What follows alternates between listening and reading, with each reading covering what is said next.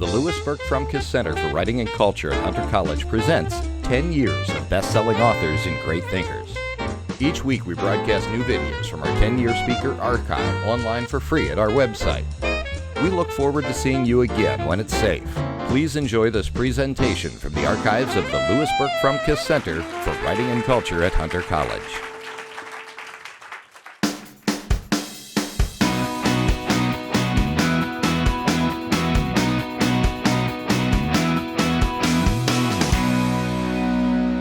My name is Louis Frumkes. I'm the director of the Hunter College Writing Center and Continuing Ed. And before we start the program, I just wanted to alert you that tonight, as you know, we're running the contest to see which side of the room is more popular. And apparently this side. In any event, on your seats you will see brochures, both for our whole spring program for the Writing Center, and also the slim brochure is for the Writers' Conference, which takes place on Saturday, June 9th. And it is, I don't know that any of you are seriously interested in writing or becoming writers, but if you are, this is, I believe in my product. This is a conference you don't want to miss. In any event, on the 16th of April, we have two more events that are open. Oh no, we have a few more, I'm sorry. We have two more of the great thinkers coming. On the 16th, Seth Lloyd is traveling down from MIT. He's a quantum engineer who built the first quantum computer out of atoms. He wrote a book called Programming the Universe, in which he believes the whole universe is a computer that's been programmed. And you'll enjoy him. He's very bright, very provocative. And on May 3rd, the young woman who's coming down from Harvard is probably the leading female particle physicist in the world. She's an expert on the Great Hadron Collider. She does dimensional physics and string theory. Her name is Lisa Randall, and if you haven't heard about her before, you'll hear a great deal about her in the future. She's quite young, and so this is like catching her in the early stages of a skyrocketing career. As for writers in the best-selling author series, we still have Susan Isaacs coming, and we have Stuart Woods coming in May. Susan Isaacs, you probably remember from Compromising Positions, and Stuart Woods has, every book he's ever written has been on the New York Times bestseller list, and they all feature that dopey character he has. I can't remember the name, but it's wonderful. What's his name? Anybody know? Okay. In any event, you are here tonight for a very special program and a little different, something that is about real estate, which we all are interested in. What's left of it, and I think there is a lot left, and that's why the Kleiers are going to tell us about it. But who are the Kleiers? Well, how shall I put it? Yes, their book is called Hot Property, and it is hot, a bestseller, in fact. But if truth be told, everything about the Kleiers is hot. Michelle, Samantha, and Sabrina are hot. Gumley Half Kleier, the mega real estate company they own, is hot. Selling New York, their hit television show on HGTV with well over 1 million viewers per episode, is hot. See, I already shortchanged them. Only the movie about the Kleiers with Gwyneth Paltrow, Phoebe Cates, Meryl Streep, and Jeremy Irons remains to be made. And for all I know, maybe it's in the works. In any event, it is a great treat to have the Kleiers here at Hunter College this evening to tell you about their success story, about how they became an invincible force in New York real estate. And the good part is that they are not only bright, entertaining, and talented, they are also wonderful human beings and good friends. Except, of course, for Samantha, who is vile. Okay, I'm only kidding, of course, about Samantha. Vile is her favorite word and has become something of a running joke between us. That being said, I believe the Kleiers will talk a little, though I'm recently informed that's not so. show you some clips from their TV shows, which they will do in a moment, and then we're going to open the floor to Q&A, to questions, so I'm hoping you'll think of some, which I'm sure you will enjoy. If you don't have any questions, I have thousands. And finally, after the presentation, please join us for some refreshments back there and purchase some books for your friends, which the Kleiers will be happy to inscribe for you. And now, Kevin, the first clip, if you will. And do we have anybody who can shut the lights off? Or maybe we don't even have to shut the lights off. Amber, that's not, it's okay. I think everybody will be able to see it.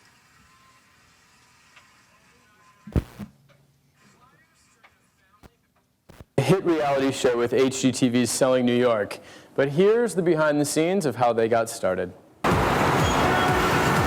I'm Michelle, and I own family-owned and family-operated real estate business in New York City. I was a social worker in my last life, and actually I still use those skills in this life. I was buying an apartment, and I met some very incompetent brokers, and I finally found a broker that was wonderful, and I bought from her. And I started sending her every client I knew. She kept sending me gifts. She finally said, I can't think of anything else to send you. Get your license and go into the business. And so I did, and the rest is history, because I was really meant to be in real estate. Move over, Mom. This is us. These are my two daughters, and they are with me all the time, including at work. We're attached at the hip. Her other arms. My name is Sabrina. I work in the family business at Kleier, and I am the second oldest daughter. My name is Samantha. I am the oldest daughter, but only by a couple of minutes. I work with my mom and my sister, and I feel like the luckiest girl in the world every day that I go to work. We are definitely a family business in every sense of the word family. Family with a capital F, like the mafia. We're so proud of our mom for being a self-starter. She moved here from Pittsburgh knowing nobody, and she completely created all this on her own. Things don't just come to you. You really have to go after them. I always wanted to be a full-time mom, but I also felt the need to work. So I just combined the two, and I took them with me wherever I went. And truthfully, in those days, people loved cute little children who came along. I'm not sure we'd get away with it now, showing a $30 million apartment. I very much remember being little and coming into the kitchen, going over listings, and I remember going to see apartments. My girls were born to be real estate brokers. I mean, they literally learned the word co-op and condo with their ABCs. Even though one of the most fun parts of our job is showing the fabulous apartments that we get to show and meeting the fabulous clients, our favorite part is the fact that we're together. We are family. We spend weekends together. We vacation together. We do talk shop, I have to admit, but we also talk shoes and jewelry and clothes. We have everything in common, and there's nobody I'd rather be with than my family. I think people love that we're a family. I think they're getting 3 for the price of 1. They love the dynamic of having all of us. They love that we always have mom's ear for advice. People like dealing with families. It's the mom and pop aspect of it. My advice for other people who want to start their own business is have a great husband and great kids and do it together. Please welcome Michelle, Sabrina, and Samantha Kleier to the show, everyone. Hi. Hi. You are so cute. I can't even say it. Kleier in stereo. Kleier in stereo. That's us. I have to tell you, my pleasure is watching Selling New York. I am so obsessed with this show, and everyone around the country is obsessed with this show because no one can believe that things cost what they cost in Manhattan. We can't believe it. Exactly. Isn't it? Did you ever have a moment? I know you work together so closely as a family, but do you ever have a moment when you're done and you think, I cannot even believe that somebody just paid that for that apartment?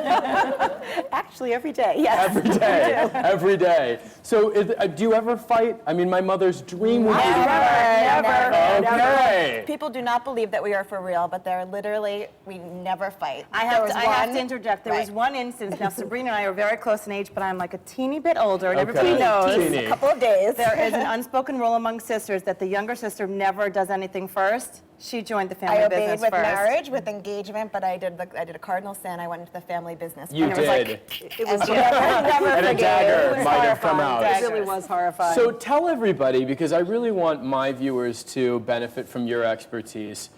In this market, what are the easiest ways to retain the value of your home?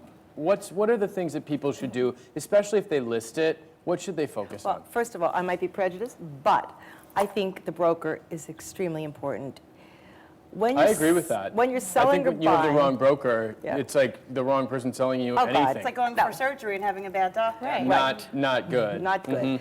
I mean, when you're selling or buying, it sort of turns into like a marriage, and you're with these people all the time.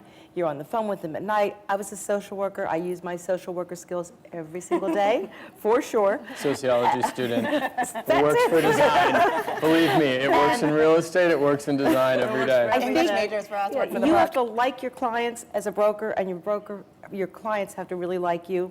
So I think that's really key. Do you laugh a lot? Laugh a lot all the Okay. time. I mean, what's the point? Well, no, If there you is can't no, laugh. I mean, there really is no point. Well, I'm You can't glued have to fun. you I mean, three. forget I'm it. glued to you three on TV. So we have to talk about this. Hot Property just came out. It's a book by the Kleiers that you guys should know about.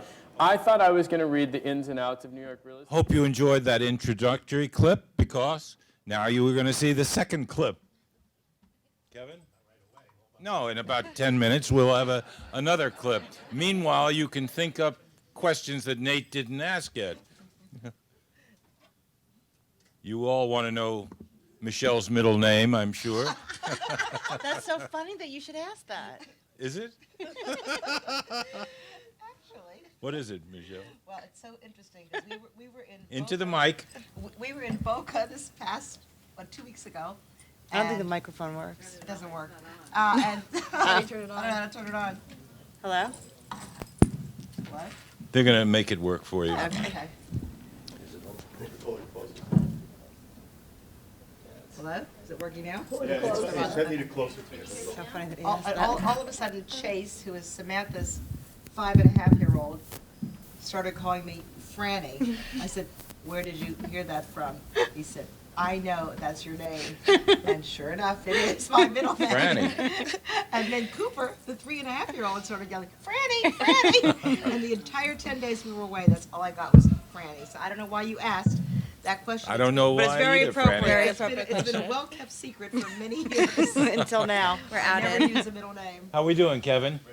Ready to go with the second. New York City and Los Angeles are two of the most competitive real estate markets in the world, and they've got amazing properties to back it up. You have the entire city view. This is the money shot. Over the next hour, we'll crisscross the country, visiting the most extravagant properties ever seen on TV. Can't have a townhouse without an elevator. Absolutely. From LA's multi-million-dollar estates to Manhattan's luxury penthouses. The apartment has a lot of wow factor. Get an up-close and personal look inside these one-of-a-kind homes. It doesn't matter how much it costs. You want it. As the stars of Selling New York and Selling LA reveal The best place The best place is the best place. The best place I ever sold.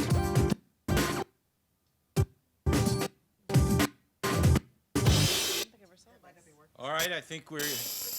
Should we go to the third clip, Franny, Vile, and Sabrina? That might not be working so well. Or, or should we stay with this and try and make it work? Didn't seem to be.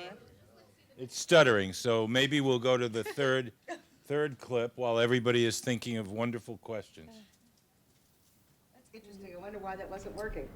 Well, just for your information, the best place I ever sold, and it wasn't financially the best, but I grew up and I moved here from Pittsburgh with my best friend growing up who lived a block away, and she wound up moving to a penthouse on Park Avenue, and I wound up moving to the apartment across the street. We could actually see each other. Then I sold it, and I sold it to my new best friends. So I have been doing holidays. In fact, we were just there last Friday for Passover. We've been doing holidays there for the last 30 years. We have different friends, but the same apartment. So that was, for that reason, the best apartment I ever sold. And it's quite beautiful. I'm sorry you're not going to see it. Oh, maybe. How are we doing, Kevin? Well, I got the other one queued up. Do you want to watch that? Let's watch number 3, and then we'll try and go back to 2. Hi, here you must be doing a model for this type of project. Yes, I'm talking to Jamie actually. Venus Williams may be getting her real estate toe wet on tonight's Selling New York on HGTV. Williams attends this swing party with the Kleiers to promote their new relationship with Boca Raton's 1,000 Ocean condominium. The Access Hollywood Radar is brought to you by T-Mobile.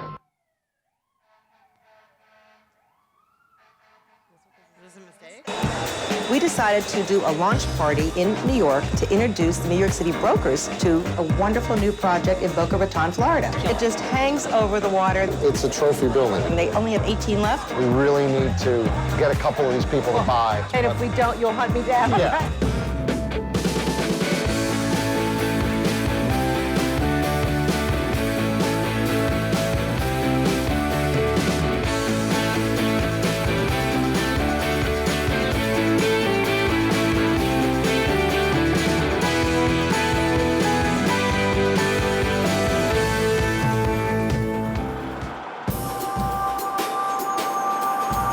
I'm having lunch with Jamie Telchin, a Florida property developer with whom I have a new business deal referring him New York buyers. So I'm glad we could do this little lunch so we can do a catch-up on the party. We have so many RSVPs now that I'm afraid we're going to turn people away. We decided to do a launch party in New York to introduce New York City brokers to 1000 Ocean, which is a wonderful new project in Boca Raton, Florida. I don't have my license in Florida, so we have worked out a referral system, which is totally legal and above board, and I will get a referral fee. How many are left now? There's 20, but the 2 that are going to close will bring us down to 18, and we have a couple others that hopefully are pending. We've seen a lot of traffic come through our sales center down in Florida from the Northeast, predominantly New York. And we felt that a great strategic alliance with a local broker in the New York market is going to really help us bring us to the finish line. I'm going to sell enough apartments there, I'm going to be able to buy one. They do call Boca the 6th borough because so many people from New York City spend holidays there. And I think Jamie had tried a much larger firm to represent him before, and I think he wanted more of the personal touch this time, somebody who really spends time in Boca, and Boca has been my second home for many, many years. Obviously, the key is getting some of the brokers to come down to Boca to see it. But, you know, I think tonight, when we're kind of working the room, you should be talking to them about the fact that you have these sales that just happened, because we want them to realize that these properties are not going to be there forever. We know Michelle throws great parties. She's got a big web that she casts in New York, and my hope is the party that we're going to have tonight, with Michelle helping kind of hand-pick brokers and prospects to attend the event, is really going to be a home run for us.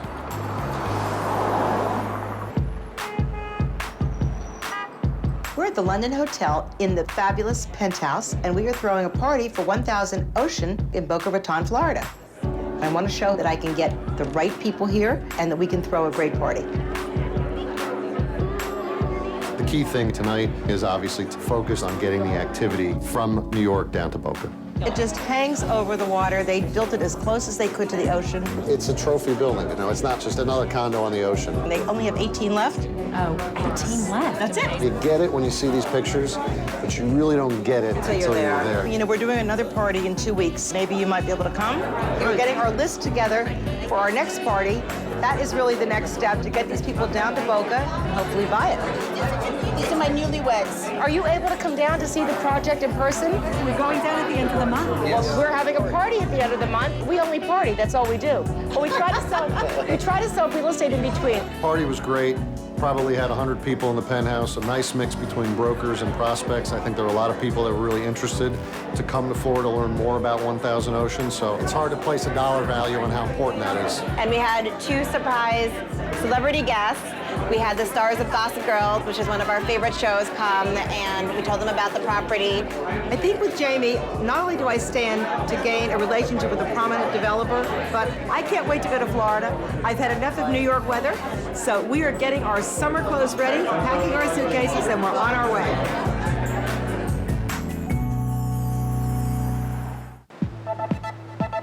You want to see the property?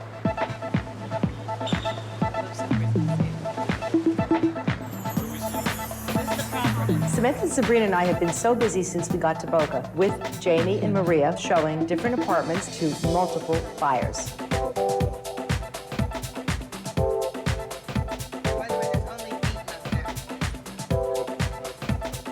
I mean, look at these views. Isn't it incredible? Gorgeous. Look at that water. I feel like I'm on the water.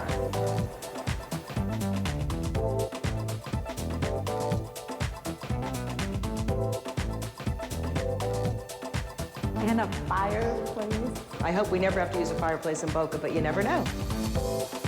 Gorgeous. Oh my goodness. Look at the view from here. The views are completely around this entire residence. From every single Everywhere room. you look. It's gorgeous. I love it.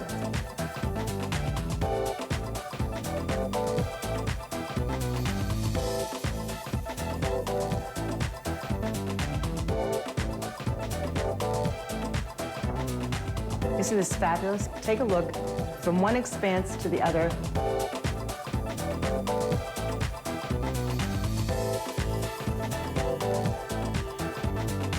Then, of course, to look out at the ocean, it's just so peaceful and beautiful. So when you're not ordering in, you've got the most amazing kitchen. Do you guys cook? No, but I drink coffee. Ah, you have a mother's espresso maker. We love making connections. We meet people wherever we go. We were sitting at the cabanas yesterday. We met people that wanted to see the project. Here we are today. We have a big table here, my whole family, the kids. You feel like you're outside. This is gorgeous. Wow. Wow. Great. Hello, how about the view when you're cooking dinner? I don't think I ever leave this room. I would not want you to. We love working with Jamie and Maria. They're so much fun. We're kind of just, presenting the wow factor. Maria's going to tell you all the details. Jamie's going to fill you in on everything. Oh, look at that. Beautiful ocean views from the master bedroom, just as a living room. This is lovely. And to me, one of the best things is the Boca Beach Club. And a membership is included when you purchase an apartment here. That's fabulous. You have food delivered right to your unit, room service, so to speak. The resort is here to help serve you. Look at this. You could shop and shop and shop. And then for all your bubbly. It's like a mini Absolutely. kitchen here. This is the best option we have seen because we have the apartment like home, and we have all the services from the hotel, even the cleaning lady. So that's what we want in a vacation.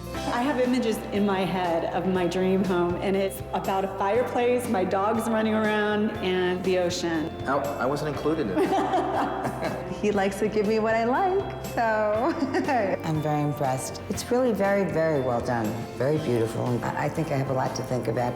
I can't wait till tonight. There's a big party that we're having, and the penthouse has 5,000 square feet of terrace. So my hope is that tonight, this could be the party to end all parties.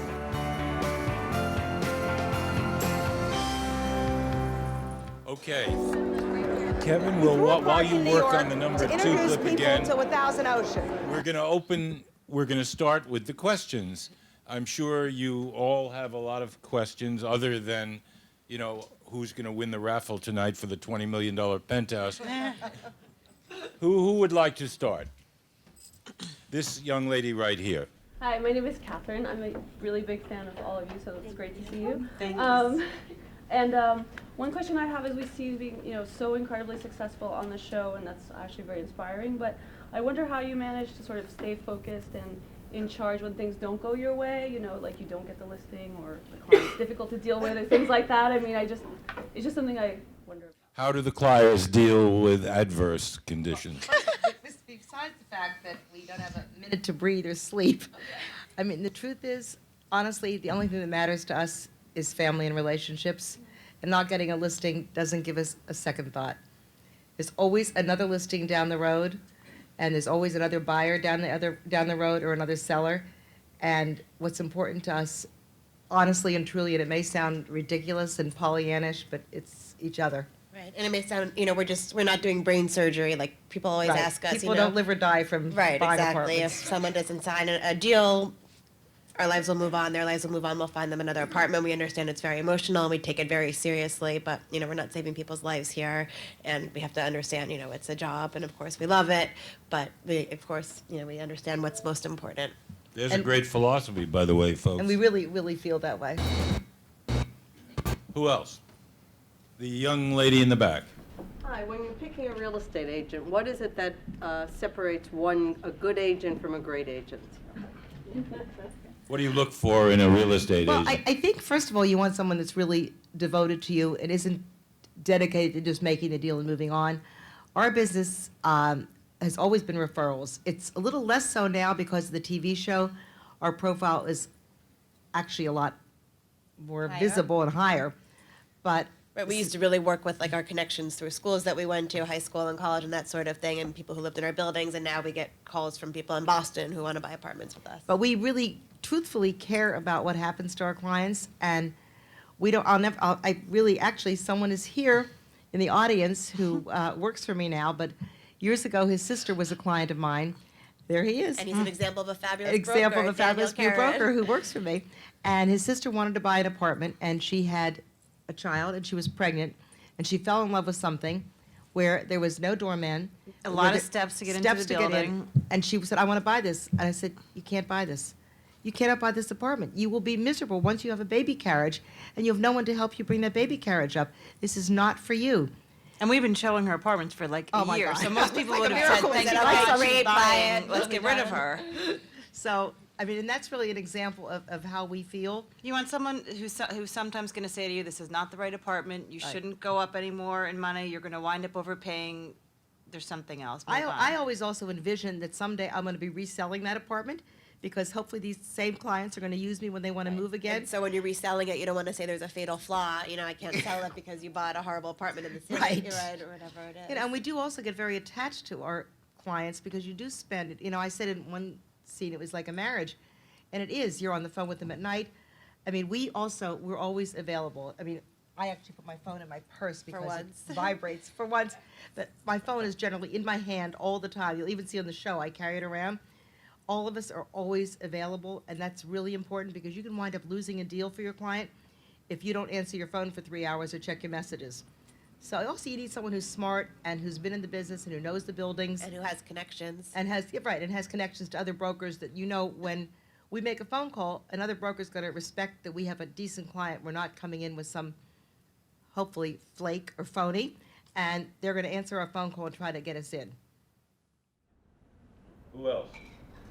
Who would, gentleman here? How do you do? My name is John. Hi, John. I'm a CUNY student. I admire I have an MBA from Baruch. I admire your business model. I see that you started from the ground up. I grew up in New York, and I noticed that when I grew up, this was a working man's city. A person go get a job, get a little house in the outer boroughs, and that's not possible anymore. Where I used to live, the houses are $900,000. I don't see how a student can go to school anymore, graduate college with all the student loan debt, and afford to buy a house in New York. Do you ever think about that? What is your question, John? That's an answer I can't give you. What I'm saying is, I see you focus on the high-end clients. No, that's not true. Actually, our office does just about everything. In fact, today, we got somebody who got in touch with us. His daughter is working at VH1 this summer and needs a 3-month short-term rental. And I have a young broker in my office, and I said to her, we have to try to help this person out. We actually had a client last winter.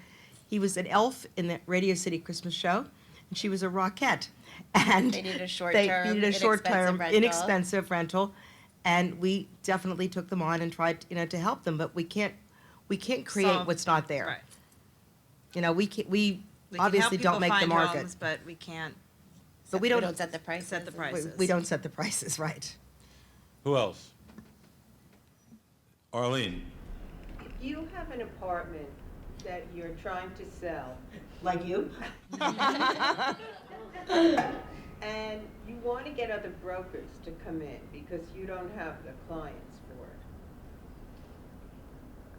How do you go about doing that in a building where you can't have? Your building is particularly difficult to do that in, unfortunately. I mean, we do things like parties and open houses, which we do, which does get, we did a party last night at a building that has not been getting enough attention in a penthouse that we have, and I got the head of private brokerage. We did a Mad Men Strickland. theme. We had martinis and fun dim sum from Right. Chin Chin, and we called all of our top broker friends and said, "You must come. It's gonna be And fabulous." they came, and they they wouldn't came, top necessarily brokers. have gone to that location or gone to that price range, but they saw it. It was a and- huge success, and we've gotten a lot of calls now from people who say, we didn't even know the building existed. And it's not a new building. It's been on the market for a year. The apartment, somebody else had the apartment before us. Right. So then you have to have a broker like Mom who could call her friends who are the top 20 brokers in the city and say, I need you to do me a favor. You might not have a client for this right now. Can you But you come need to look over at it. and look at the apartment? You send a car service for them. You make it easy. You have them see it. You send them on their way and hope that they bring a client back. And their client, that broker might say, you know what, I was only looking on Parker, Fifth Avenue for that client, but this Right. apartment But you is have so a very spectacular. special building. That some and- people might not know Have that. thought of it. I know, we do. Arlene, we're going to have to go to someone else. If you want more real estate advice, ask your own We'll broker. show the video clip of the Kleiers selling your apartment next. Exactly, the follow-up. Who else has a question? How did, Michelle, I gather you were first in the business. Is it a genetic thing that the girls loved it? How did the girls, did they take to it like ducks to water? Well, I'll let each one of them tell how they wound up coming into the business. Well, our parents encouraged us all to go into different fields and to try different things, and they also, I think, thought it would be good for us to have experience in an office that wasn't run by our family, which I think was great advice. To be a success on their own. Right, to be a success And on they our never own. wanted us to feel like we went into it because we thought that was our obligation. Not a default position. Right. Right. And our father, actually, we call him the original madman. He was a tremendous advertising executive, and he loved to write, and he wrote ad campaigns and did a lot of very interesting things in the entertainment world, and we both had interests there as well. And that was, when you're graduating college then, real estate wasn't as fun and glamorous to us, and that was really exciting and glamorous. So I actually had interned for Jeff Probst before he was as big as he is now, and he helped me get my foot in the door, answering phones at NBC at Access Hollywood. And I rose there from answering the phones to handling the video library to associate producer to doing my own producing, where I met your wife, Alana, doing a segment at the Time Warner Center. And then after a few years, September 11th happened, and I kind of just reevaluated everything, and I saw my parents, who had fabulous careers but also could balance their lives better, because in entertainment, then we had beepers, and they did act like it was life or death. Did you get the interview with Jerry Seinfeld, or it was a lot of high stress and a lot of very late nights and early mornings, and I saw this as an exciting career that you could also balance with your life. And you love it, right? Oh, and we absolutely love it. And Samantha? Similar beginning, I went actually into public relations through a broker friend of my mom's. She got me an internship there when I walked out the door from college. An amazing experience when I was young. My sister and I did a lot of work together at 4 o'clock in the morning at different nightclubs, different One of someone from celebrities. her office actually threw a stapler at me once. I mean, we certainly paid our dues. We paid our dues. We worked our way up in both of our offices. I became the youngest vice president ever at the company. She represented Britney Spears and did Michael Jackson's contrast. And then my sister did, as you saw on that video, The Nerve went into the business first. I always thought I would go into the business first. So my sister went into the business first, and I kicked and screamed my way in maybe 2 years later, and we love it. Actually, we bought our apartment when Samantha was 4, and I knew then she was going to go into real estate, because she walked in the door, and I took her, and the apartment was a wreck, and she walked right to a bedroom, and she said, "This is going to be my bedroom. It faces Park Avenue." And I know that I should have the one facing Park Avenue. And Sabrina was a few days younger, so she didn't know to speak up. And I knew then Samantha was going to go into real estate. Who else? Yes. First of all, I love your show. I watched every week. Thank you. Maybe you could tell us what the strongest part of the market is right now in terms of areas, Upper East Side, Chelsea, low downtown, and conversely, what is the toughest area to sell these days? What is Toughest area the to sell? what is the hot area in New York for real estate at the moment?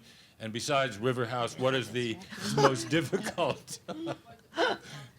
Well, I have to say that a very hot building right now is the Laureate on the west side, which has been a huge success story. New construction. It's new construction. It's on Broadway and 76th Yes. Street. And I've been very lucky in that I've sold 3 apartments there, and I'm just selling 2 more. People thought the prices were insane, and it came on, at the time when the market wasn't doing as But- well. They've really been flying off the shelves. It's a tremendous success story. I think that the Upper East Side and the Upper West Side have seen a resurgence, because for a while they were kind of like old hat, nobody wants to live there. But they're classics. But they were classics, tried and true. I mean, downtown is very hot, and of course the prices downtown are astronomical. There's never anything in the West Village. When something comes on in the West Village, it goes very quickly. But if you have a very difficult building like some people in this room have, and you're limited as to who can get into the building, or it's maybe a little bit off the beaten path, then it becomes more difficult. But I think the market generally, and I think the girls can say the same thing, has gotten much stronger. And the high end, today I actually showed a client who's in from LA, and I showed him, you get Clark's apartment, I'm sure you've all read about it, at 907 Fifth, and it's the combination, it's 30-some million combined, and it's a total disaster. And the broker whispered in my ear as we left, She said, well, we have a bid on one of the apartments, and we have a bid also on the combination. So if he's interested, you need to get back quickly. The other success story is 157, which is Gary Barnett from Extel, who's an amazing developer, and I'm showing that tomorrow. That building has been selling like hotcakes. They've already raised the price of the penthouse from, I think it's 90 million to 110 million. Not that they've sold it, but they will. So it's spotty, and there are other parts of the market that are, where you can get good deals, and where there are still bargains to be had. There's very little on in like a pre-war 9 on Park Avenue. So when they come on, they tend to sell quickly right now, but it's kind of erratic. The young lady with the red bonnet. Are people concerned about what's happening down in the village with the NYU Plan 2031 and the influx of students? They're planning on bringing in 10,000 to 12,000 students in a very small 6-block area. And is that affecting prices? Maybe that little area, just like on East End Avenue, people have been concerned for years about the garbage dump. I mean, I was selling an apartment there 10 years ago, and at 180 East End Avenue, and we had people who were saying, oh my God, they're going to do this, and of course, it still hasn't happened. So there's always concerns. There's always, always something that can be built up in front of you. You're never really protected in New York City. You kind of have to take a leap of faith, and you're not sure whether you're going to buy something and then the zoning law is going to change, or they're going to, make an exception and let somebody build a big building that's going to block your windows. I showed this apartment today where literally there was a building built, this is at 907 Fifth, next door, at 900 Fifth, I don't know, in the 60s or the 70s, the building used to have wonderful views. Literally the wall was this far from the windows. For whatever reason, Ms. Clark never closed off her windows, so the windows are still there, and you just look out at this total brick wall this far away. So there are no guarantees in New York, as there are no guarantees in life. Unless you're facing directly onto the water. Right, exactly. If you're facing directly onto the water or Central Park, then you're guaranteed you're going to have that view. Let me throw a question out while everybody else is waiting. Years ago, I used to teach in Cambridge, and when I was there, I said to my wife, gee, what a charming place. We should get a place here. Or you travel to Florida or an island, and you fall in love. You have seen it all. Do you ever get tempted to buy where you are selling? Only at Thousand Ocean. I would love to live at 1,000 Ocean. It's just the most amazing. I mean, we've spent for the last. There are only 8 left, Michelle. I know. Quickly. Luckily, I sold my niece one there, so if I want to stay there, I can go. I mean, in New York City, truthfully, I've lived in the same building for many years, and I love my neighbors. I love Carnegie Hill, which is where I live. And the only thing I'm ever tempted is maybe to move for a terrace. But I probably wouldn't really do it. No, we'd also say we're tempted to move to a townhouse so that we could all live together. That's the other temptation. If we could get a very big townhouse, we could all share it. Do we have any more questions? One last question, and then we're going to, you can carry on your questions with the Kleiers, who will go to the back and inscribe books for you, and you can all have wine and fruit and cookies and whatever. Yes, young person? Yeah. I was just curious, do most of your buyers prefer condos over co-ops or the other way around? Or Do people prefer condos over co-ops or the converse? It really most of our buyers either prefer condos or co-ops. Most don't say I'll do either or. But I do have, people who will do either. Right now, I'm just in the process of selling something, and they looked at condos and co-ops because they could easily pass a co-op board, but they also liked the advantage of a brand new construction where they didn't have to do anything. So, but most of our buyers will either say we want a condo because we don't want to go through a board, or we want to be able to rent it out if we decide to move. Or they don't have the liquidity to pass a board in the kind of apartment they would want. And there are other people who want the co-op because they want to feel that they got in someplace that somebody else maybe can't get in. And we do get those kind of clients too. So it's really half and half. There's also a premium for condos, so they're 20%. Right, they're more expensive. Sorry, I have a very bad cold. Thank you very much for a wonderful presentation. Please, if you have a burning question or you'd like to meet the Kleiers, come to the back. I want to add one thing. Sure. We started a program last summer where we had interns, and which was so successful and so wonderful. And actually, one of my interns is here tonight. Daniel, where are you? Hi, Daniel. There he is. He came in from Long Island. And the interns from last year are coming back. And one of the interns actually is going to Harvard next September, but he took a gap year and stayed with me for the year. And I feel now what we're doing is we're teaching the next generation. Young people now aren't looking, as Samantha and Sabrina did, at real estate as a second or third or fourth career the way I did. They're really looking at it as a first career. And I think that's very exciting, both for real estate and for the city and for these young people who I are agree doing with you. it. I think it's exciting, and lucky Daniel to pick such He's a coming back this good summer. firm. Okay, folks, thanks for coming. Come in the back and meet the Kleiers.